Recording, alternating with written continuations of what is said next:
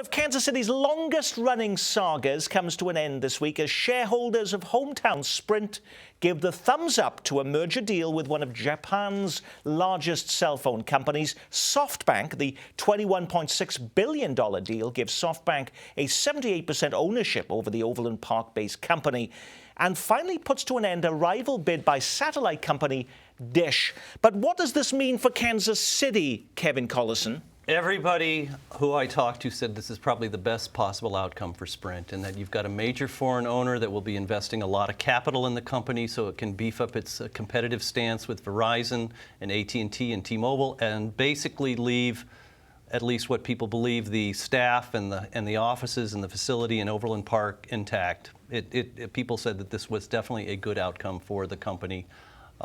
As far as the choices they had. Chris Keel, we're all about connecting the dots on this program. But if I do not work for Sprint, I don't own a Sprint telephone, why on earth should I care about this? Masayoshi Son is one of the more spectacular businessmen in the world. He is one of the more exciting. He has records in Japan for losing the most amount of money by an individual in the history of the country, $70 billion, which he then made back. He is very aggressive, very creative. There's a lot of interesting things that will come out of this because he's not done. SoftBank is a merger machine. They have done over 118 mergers and acquisitions in the last 15 years. So now with Sprint on board, he's got his eyes on other things. Some of the companies that were trying to buy Sprint are actually now targets. And so it's going to be quite a wild ride. We have not seen anything like this in the Kansas City area for a really long time. Stacey. Well, and one of the reasons why we might care here locally, even if you're not a subscriber to Sprint, is the job issue. 7,600 jobs down in Johnson County as well as in Missouri. They're the second largest employer. So the concern was, had they been bought out by Dish in a hostile takeover, that a lot of those jobs may have gone away. I don't think all those jobs are necessarily safe because remember, Dish had a competitive bid which drove the price up, meaning SoftBank now is not able to put as much money into Sprint as they once had to do things like developing their network and retaining customers and growing their customer base. They say there's savings to be found so that money can still go into Sprint, but when corporations say they've saved money or they're going to save money, how do they tend to do that?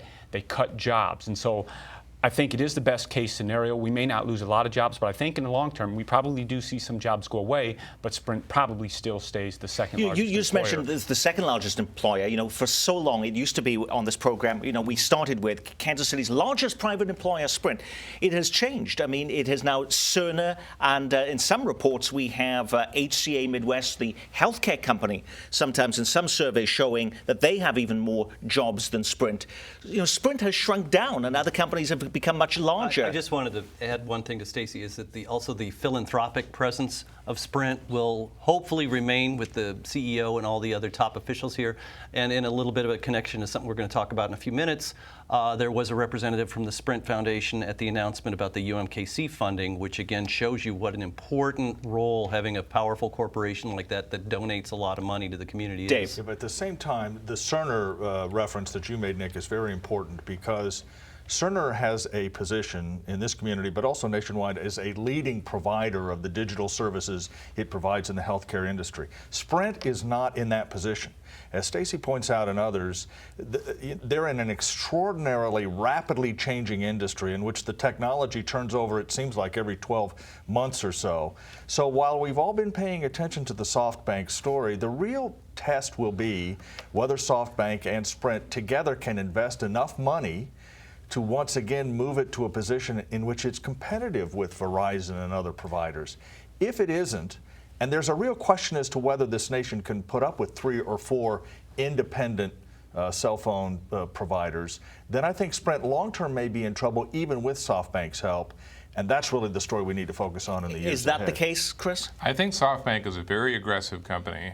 When it comes to whether or not they're going to keep jobs or add jobs, their tradition has been to add jobs rather than cut them.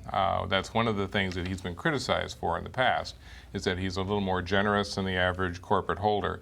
But he also has the attitude that if you don't beef up your resources and you don't have the material and the people to help you, you don't grow. Which was one of the concerns, though, about the Dish bid, Very wasn't much. it? That would have Very much. led to more job losses. Dish would have cost lots of jobs. Yes. And I've Kevin. heard, that it's going to be ending up more like the auto industry in the United States. You're going to have the big three and possibly a fourth. I have not, it sounds like from what people tell me that when the dust settles, we're going to have at least 3 strong cell phone companies competing with one another. And this certainly helps boost Sprint's opportunities to be one of the last men standing in this whole deal. And be aware that SoftBank is into a lot of things other than cell phones. And the Sprint technology is going to be wrapped into a lot of other things other than just their core market. Like what? You've got a company that's heavily involved in gaming. You have a company that's heavily involved in the internet provision within Japan. You've got a company that's trying to be on the cutting edge of anything that has to do technology. This man made his fortune selling Pac-Mans into California as a student. So you heard it here first. Get ready for more casinos right here in our metro.